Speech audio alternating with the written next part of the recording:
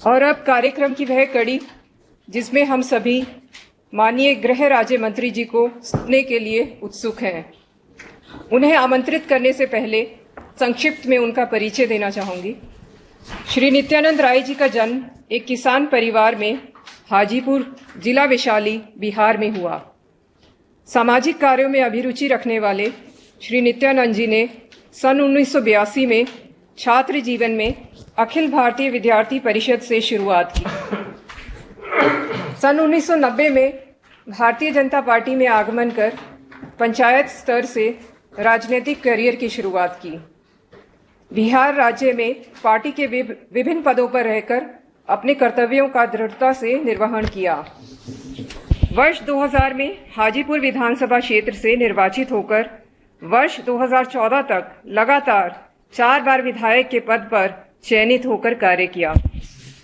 वर्ष 2014 में उजियारपुर लोकसभा सीट पर निर्वाचित होकर वर्ष 2019 में दोबारा जीत दर्ज की। वर्तमान में लोकसभा सांसद केंद्रीय गृह राज्य मंत्री के पद पर कार्यरत हैं। अपने अनेक सामाजिक कार्यों में विशेष है उनके द्वारा व्यक्तिगत रूप से अनेक नाबालिग व अनाथ बच्चों को गोद लेना व उनके जीवन में शिक्षा व उज्जवल भविष्य का संचारण करना। अपनी सार्थक छवि, ऊर्जावान कार्यक्षमता व राजनीतिक कौशल के लिए जाने जाते हैं। अत्यंत सम्मान के साथ हम आदरणीय केंद्रीय गृह राज्य मंत्री श्री नित्यानंद राय जी को उनके वक्तव्य के लिए आमंत्रित करते हैं।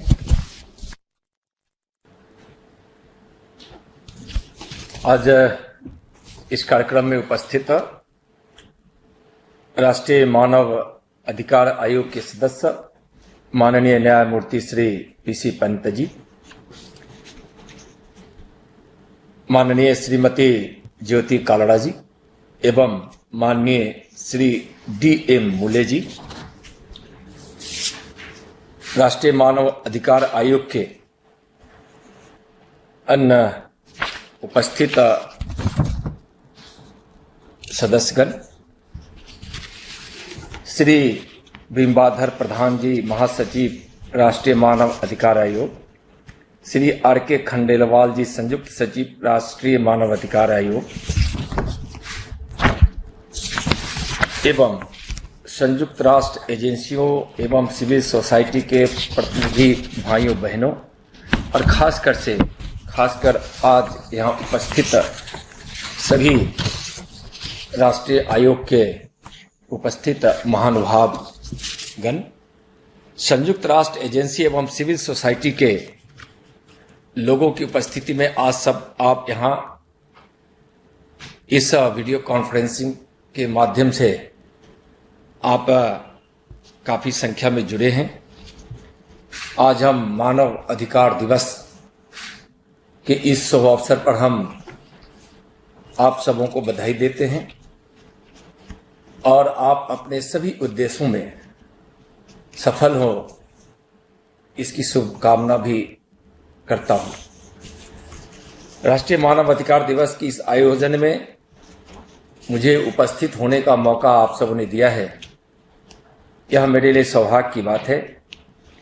यह आयोजन अपने आप में काफी महत्वपूर्ण हो जाता है क्योंकि ऐसे समय में यह आयोजित किया जा रहा है जब हम कोविड-19 महामारी से प्रभावित हैं।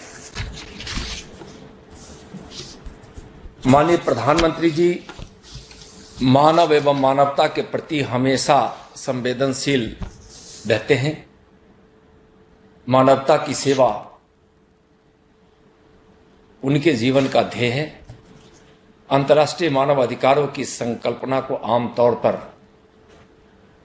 पश्चिमी संकल्पना के रूप में जाना जाता है, परंतु भारत में मानव अधिकारों का अस्तित्व वैदिक काल से ही हो रहा है। मानव अधिकारों का सबसे महत्वपूर्ण उद्घोषणा प्रसिद्ध वैदिक मंत्रों में है और जो भारत के राष्ट्रीय मानव अधिकार आयोग के भी सर्वे भवन्तु सुखिनः के मूल मंत्र में प्रदर्शित है।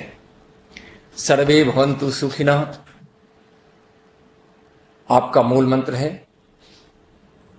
वैदिक मंत्रों में जो पूरी श्लोक जो 4 पंक्तियों की आती है, पूरी मानवता की उसमें भावनाएं समाहित है। सर्वे भवन्तु सुखिनः, सर्वे सन्तु निरामयाः, सर्वे भद्राणि पश्यन्तु, माँ कश्चित दुख भाग भवेत्। सभी सुखी हों, सभी रोग मुक्त हों, सभी का जीवन मंगलमय बने और कोई भी दुख का भागी न बने, यह हमारे संकल्पना में है। भारत में महिलाओं और बच्चों के मानव अधिकारों का संरक्षण परिवार प्रणाली और सामाजिक ताने बाने में निहित है, जबकि पूरी दुनिया उनके अधिकारों के संरक्षण के लिए कानून बनाने की जद्दोजहद कर रही है। तथापि भारत में अनुसूचित जाति, अनुसूचित जनजाति और दिव्यांगजन ऐतिहासिक रूप से समाज के इन कमजोर वर्गों और वंचित तबकों में रहे हैं। समाज के इन कमजोर वर्गों को इन वंचनाओं से मुक्ति दिलाने के लिए संविधान में उनके प्रति प्रतिबद्धता प्रकट की गई है और इसी से प्रेरित होकर केंद्र की सरकार ने इन समूहों के कल्याण और विकास को उच्च प्राथमिकता दी है। ऐसे कमजोर वर्गों के अधिकारों की रक्षा तभी की जा सकती है जब वे न केवल अपने अधिकारों के प्रति जागरूक हों, बल्कि उपचार तक उनकी पहुंच हो, यानी समाधान उन तक पहुंचे।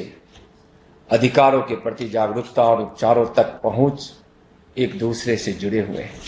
इस मानव अधिकारों के संवर्धन एवं संरक्षण में स्थानीय पंचायतों की भूमिका अत्यंत महत्वपूर्ण है।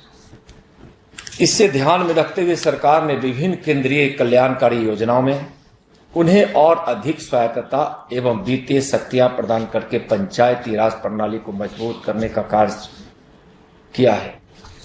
इस सदी में आर्थिक, सामाजिक और सांस्कृतिक अधिकारों के मूर्त रूप देने के लिए अन्य महत्वपूर्ण उपकरण डिजिटाइजेशन है। हमें व्यक्ति विशेष के किसी अधिकार के लिए डिजिटल प्रक्रिया द्वारा सहक्रिया करने की आवश्यकता है ताकि इसे पहुंच योग्य और पर्याप्त बनाया जा सके। हाल में सरकार द्वारा राष्ट्रीय डिजिटल स्वास्थ्य मिशन की घोषणा इसी दिशा में उठाया गया एक कदम है। इसका उद्देश्य दक्ष, पहुंच योग्य, समावेशी, आम लोगों के बजट में पर्याप्त समय और सुरक्षित तरीके से वैश्विक स्वास्थ्य कवरेज युक्त एक राष्ट्रीय डिजिटल स्वास्थ्य इकोसिस्टम का सृजन करना है ताकि सभी के स्वास्थ्य के अधिकार को मूर्त रूप दिया जा सके। देश में बेरोजगारी को कम करने के लिए skill India, make in India आदि माननीय प्रधानमंत्री जी का एक महत्वपूर्ण और महत्वाकांक्षी कदम है। गरीब एवं मध्यम वर्गीय युवाओं को इन कार्यक्रमों के तहत प्रशिक्षित किया जा रहा है ताकि वे स्वरोजगार प्राप्त कर सके अथवा लघु स्तरीय उद्यमी बन सके।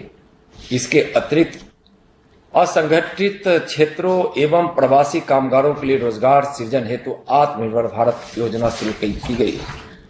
यह सारी योजना इसलिए है कि मानव को एक सुखी जीवन मिल सके, मानव जीवन संपन्न हो सके और उनके जीवन के सभी जरूरतें जो एक जीवन को एक सामान्य रूप से सुखी बना सके, इसके लिए की गई पहल है। महिलाओं एवं बच्चों के सशक्तिकरण के लिए भी इसी प्रकार की पहलें की गई हैं। बीपीएल परिवारों को निःशुल्क गैस सिलेंडर उपलब्ध कराने के लिए उज्ज्वला योजना प्रारंभ की गई ताकि महिलाओं को रसोई घरों में लकड़ी जैसे ईंधनों को जलाने से उत्पन्न खतरनाक स्वास्थ्य समस्याओं का सामना न करना पड़े।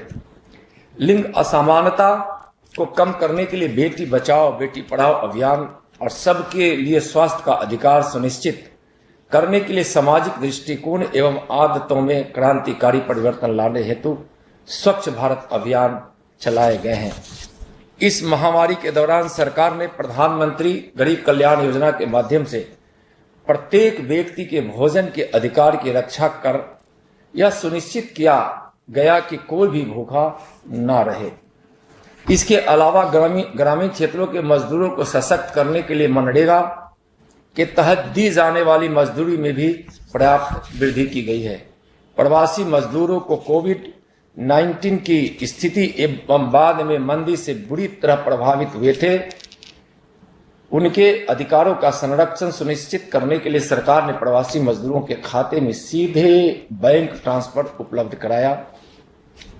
इसके अतिरिक्त सरकार ने फेरी वालों जो महामारी से प्रभावित हुए थे उनका व्यवसाय दोबारा शुरू करने के लिए वर्किंग कैपिटल लोन उपलब्ध कराया है।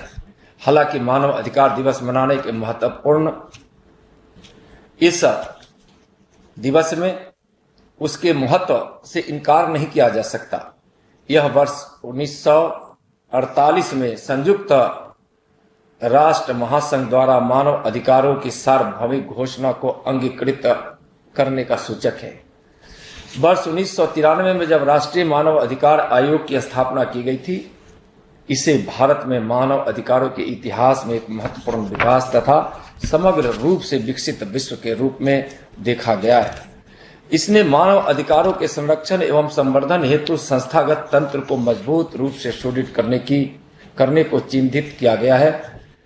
समय बीतने के साथ ही राष्ट्रीय मानव अधिकार आयोग भारत ने अंतर्राष्ट्रीय मान्यता प्राप्त की है और अंतर्राष्ट्रीय मान्यता प्राप्त करने की यह उपलब्धि आपके लिए एक महत्वपूर्ण है और भारत के लिए भी एक महत्वपूर्ण है। इसने संयुक्त राष्ट्र मानव अधिकार परिषद के गठन के दौरान महत्वपूर्ण भूमिका निभाई है तथा परिषद द्वारा किए गए सार्वभौमिक आवधिक समीक्षा में सक्रिय रूप से भाग भी लिया है। राष्ट्रीय मानव अधिकार आयोग ने अन्य मुद्दों के साथ साथ महिलाओं, बच्चों, दिव्यांगों तथा विस्थापित लोगों के अलावा स्वास्थ्य, शिक्षा के अधिकारों के मुद्दों पर भी महत्वपूर्ण पहल की है और आपकी इस पहल का परिणाम भी दिखता है। हाल ही में आयोग ने समाज के अत्यधिक कमजोर वर्गों के मानव अधिकारों को बेहतर संरक्षण हेतु सरकार के लिए दिशा निर्देश भी जारी किए हैं। भारत सरकार मानव अधिकारों के कार्य तथा इस प्रतिष्ठित संस्थान को सुदृढ़ करने के लिए प्रतिबद्ध है। माननीय गृह मंत्री जी आयोग को मजबूती तथा दृढ़ता के लिए प्रतिबद्ध है। इस दिशा में उठाया गया एक कदम मानव अधिकार संरक्षण अधिनियम में हाल में किया गया संशोधन है। आयोग में एक और सदस्य को शामिल करना, महिलाओं को सदस्य के रूप में समावेश करना, अन्य राष्ट्रीय आयोगों को सदस्यों के रूप में सम्मिलित करके सांविधिक पूर्ण आयोग को विस्तृत करना सरकार द्वारा इस दिशा में किए गए कुछ महत्वपूर्ण कार्य हैं। इसके साथ ही आतंकवाद से जूझने के लिए हमारे सुरक्षा बलों की दशाओं पर भी यथोचित विचार करना चाहिए। सुरक्षा बल न केवल अत्यंत शौर्य का प्रदर्शन कर रहे हैं बल्कि मासूम नागरिकों के अधिकारों के प्रति भी अत्यंत संवेदनशीलता का परिचय भी दे रहे हैं। मानवता बेबस न हो, मानव अधिकारों का हनन न हो, कमजोर, वंचित, उपेक्षित, दिव्यांग महिलाएं किसी भी प्रकार से कहीं भी किसी के द्वारा प्रताड़ित या अपमानित न हो। कोई माननीय प्रधानमंत्री जी के कमजोर और वंचित वर्गों के लिए कल्याणकारी कार्यों तथा न्याय से वंचित न रह जाए, इस हेतु राष्ट्रीय मानव अधिकार आयोग को संवेदनशील सक्रियता रखनी पड़ेगी। आप सबके द्वारा मानव अधिकार को संरक्षित करने के जो कार्य किए जा रहे हैं और जिसके माध्यम से मानवता सम्मानित भी हो रही है और मानवता की सेवा भी जो आपके द्वारा किया जा रहा है। जब मानव अधिकार पर किसी के द्वारा, चाहे व्यक्ति हो या संस्था हो, जब उसे अपमानित या प्रताड़ित करने के काम की सूचनाएं आपको मिलती है और आपके द्वारा जो उसे न्याय मिलता है, वह न्याय निश्चित रूप से एक भारत को तो मजबूत बनाता है, भारत की उस परंपरा को कि भारत हमेशा अपने सुबह की प्रार्थना से लेकर शाम के भजनों की शब्दों में विश्व के कल्याण, मानवता की सेवा और विश्व बंधुत्व की कामनाओं के साथ जो संदेश बिखरता है, वह संदेश वर्तमान में मानव अधिकार आयोग भारत जो देने का काम कर रहा है, इसकी प्रशंसा जितनी की जाए वह कम होगा। मैं इस समारोह के अवसर पर राष्ट्रीय मानव अधिकार आयोग के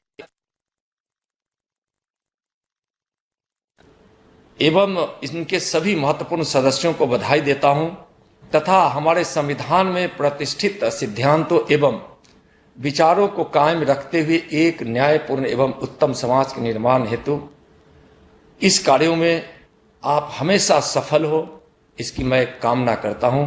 धन्यवाद। जय हिंद। मानव अधिकार दिवस के इस शुभ अवसर पर पुनः आप सबों को बहुत बहुत शुभकामनाएं। जय हिंद, जय भारत।